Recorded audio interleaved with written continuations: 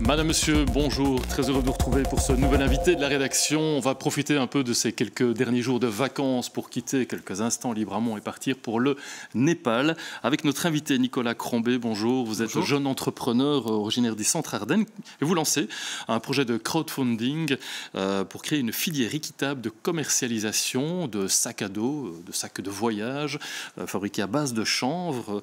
C'est quoi cette filière, l'objectif ? Alors l'objectif de notre entreprise, c'est d'avoir des sacs et accessoires respectueux de l'environnement et des personnes qui les conçoivent. Lorsqu'on est arrivé au Népal, c'est vrai que la notion de commerce équitable n'était pas connue du tout. Il a fallu travailler là-dessus. Il a fallu communiquer énormément avec nos partenaires, leur expliquer que nous, on voulait les payer à un prix cohérent et les respecter du début à la fin. Alors, on le voit sur cette carte, le Népal, c'est une zone dans l'Himalaya, enclavée entre l'Inde et la Chine. Grande pauvreté sur place, un des pays les plus pauvres au monde, 29 millions d'habitants, 2,5 millions d'enfants obligés de travailler. Vous êtes allé là-bas, votre parcours un peu, c'est quoi ? Alors, j'étais étudiant à l'IND à Bertry. Après, j'ai étudié à l'Université catholique de Louvain-la-Neuve. J'ai étudié l'économie et la gestion. Après ça, j'ai décidé de partir et de faire un petit break d'1 an et demi en Australie, où j'ai pu travailler dans les fermes et où j'ai voyagé, donc rien à voir avec mon diplôme. Ouais. Et ensuite, je suis parti en Inde, où je suis resté 3 mois, et j'ai notamment été bénévole dans une école où j'apprenais l'anglais et les mathématiques aux enfants de la rue. Et ensuite, j'ai décidé d'aller au Népal, où j'ai eu l'opportunité de travailler en tant que bénévole dans un orphelinat. Au départ, pour le tourisme, on va voir quelques images du Népal. C'est une superbe région. Oui. Superbe région, mais difficile d'y vivre. Très difficile d'y vivre pour les locaux. Comme vous le disiez, 2,5 millions d'enfants qui sont victimes du travail, 12 000 nouveaux enfants chaque année. Entre 5 ans et 14 ans, la proportion est de 37,4% des enfants qui travaillent. Les conditions d'hygiène sont très, très déplorables. Malheureusement, les aides internationales qui arrivent, par exemple, n'arrivent jamais réellement aux habitants et sont stoppées plus haut. Ouais. Donc, oui, très difficile d'y vivre. Alors, vous allez lancer une marque qui s'appelle Bajura, du nom d'une des provinces du Népal. L'objectif, je l'ai dit, c'est de créer une filière équitable. On va parler du produit après, mais avant ça, le tout, c'est aussi de dégager des fonds, donc de vendre ces sacs, dégager des fonds pour venir en aide à 3 associations que vous avez ciblées, associations népalaises, entre autres un orphelinat que vous avez bien connu. Exactement. Comme je le disais, lorsque je suis arrivé au Népal, j'ai eu l'opportunité de travailler bénévolement dans cet orphelinat-là. Après, je l'ai trouvé... En fait, l'auberge dans laquelle j'habitais était à 50 mètres de l'orphelinat. C'est un rêve pour moi depuis des années de faire ça, d'aider les enfants. Il y a combien d'enfants là dans cet orphelinat ? Il y en a 22. Ouais. 22 petits bouts qui sont aidés. De quel âge à quel âge, plus ou moins ? Ça va de 3 ans, le plus vieux à 17 ans. Ouais. Ce qui se passe, c'est qu'au-delà de 18 ans, les enfants sont livrés à eux-mêmes, entre guillemets. Toujours avec un certain soutien de l'orphelinat derrière, mais assez difficile. Et nous, on espère, avec notre marque, justement, créer quelque chose avec cet orphelinat sur le long terme pour également les majeurs. Il y a des besoins pour l'orphelinat dans la vie de tous les jours ? Énormément de besoins. Ça va du besoin le plus classique, la nourriture, aux couvertures. Il faut savoir que lorsque je suis arrivé, les enfants dormaient à 2 ou 3 dans le même lit, dans un abri en tôle où le vent passait. Les enfants se lavaient dans la rivière qui passait sur le terrain, rivière froide et polluée. La moitié des enfants, plus ou moins, étaient malades et n'avaient pas accès aux médicaments. C'est un projet que vous montez avec un copain français que vous avez rencontré sur place, qui lui-même a travaillé dans cet orphelinat et pour lequel il avait aussi monté un projet de crowdfunding, si je me trompe, pour aménager des douches, c'est ça ? Oui, c'est ça. Lorsque je suis arrivé, j'ai rencontré Paul, cet étudiant français qui faisait un stage social, ce qu'on appelle un stage césure en France. Ça faisait 4 mois qu'il était présent et il a construit justement ce crowdfunding pour construire des douches aux enfants qui se lavaient dans la rivière. Ouais. Alors, une autre association que vous voulez soutenir, c'est une association de nouveau qui vient en aide à des enfants victimes là, du sida et d'hépatite. C'est un des fléaux du Népal. Oui, un gros fléau. Manque de communication à ce propos-là, manque de soins. L'association qu'on aide n'aide pas uniquement les enfants. Pour ça, c'est des enfants, adolescents et adultes, femmes et hommes. Il n'y a aucune discrimination. Et alors, pour le moment, c'est 55 patients qui en dépendent. Ils y vivent, ils sont nourris, logés, blanchis. Les enfants suivent une scolarité normale dans les écoles de Katmandou. Ils reçoivent les traitements. Mais bien sûr, c'est énormément de frais pour eux. Ils n'arrivent pas à clôturer les fins de mois comme ils voudraient.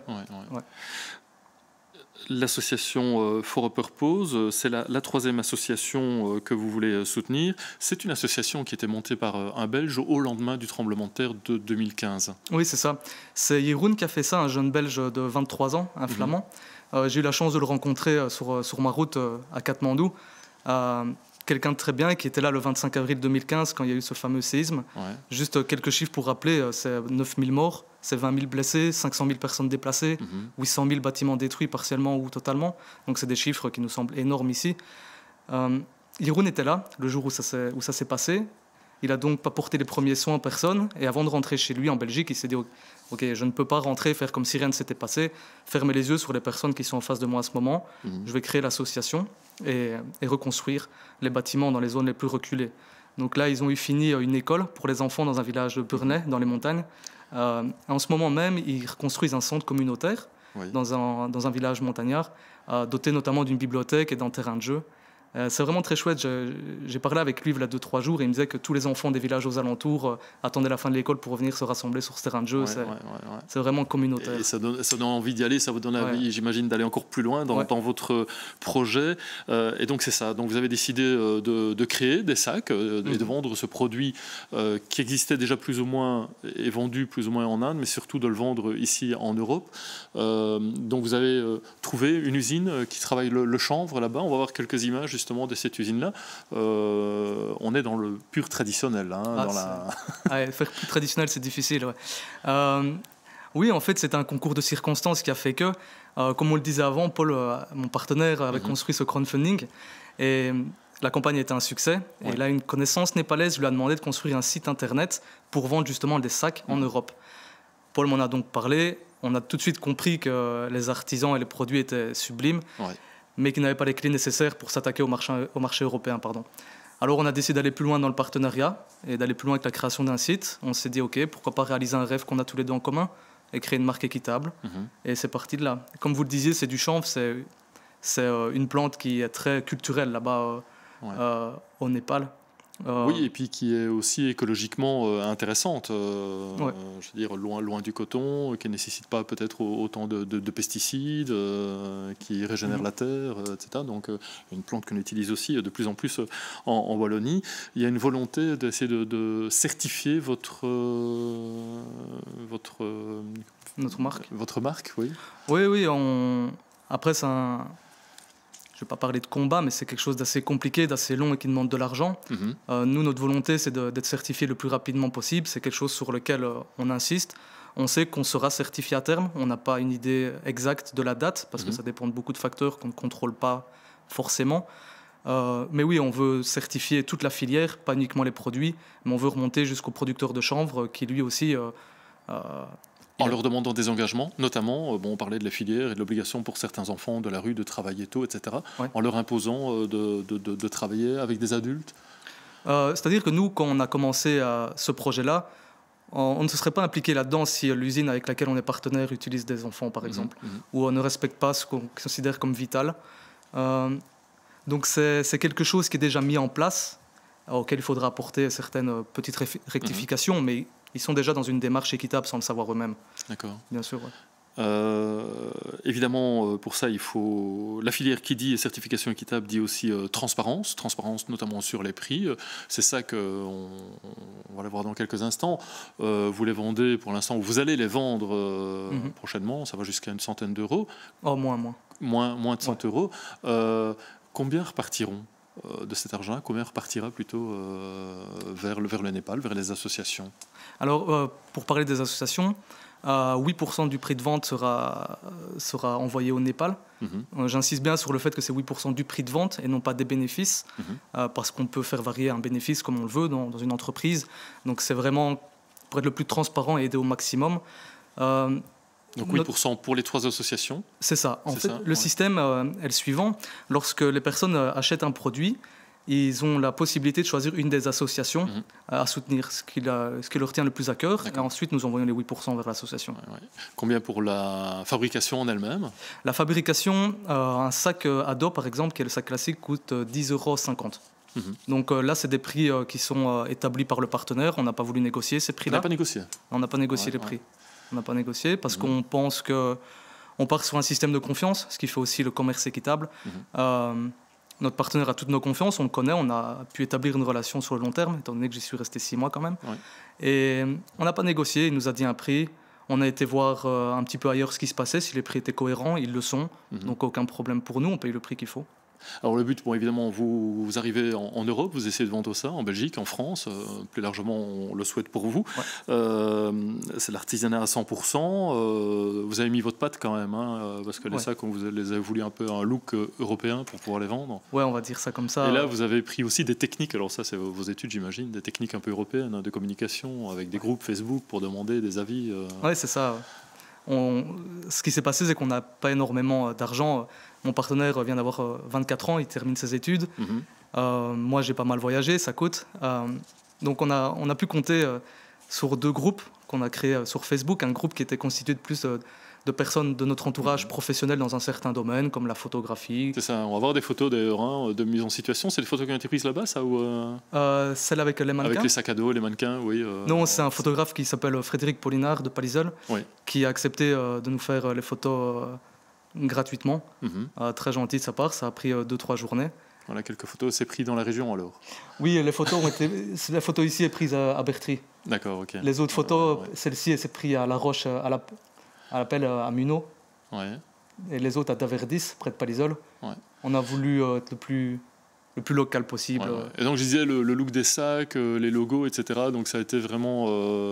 oui, ça a été travaillé. Fruit d'un échange avec le public sur Internet. Oui, c'est ça. Ce qui est très chouette dans ce projet, c'est qu'il y a énormément d'échanges et de communication et de personnes désintéressées, ce qui, je pense personnellement, est de plus en plus difficile à trouver de nos jours. On a eu 175 amis qui ont accepté de nous accompagner pour donner des retours sur les choix des designs, les choix des logos, etc.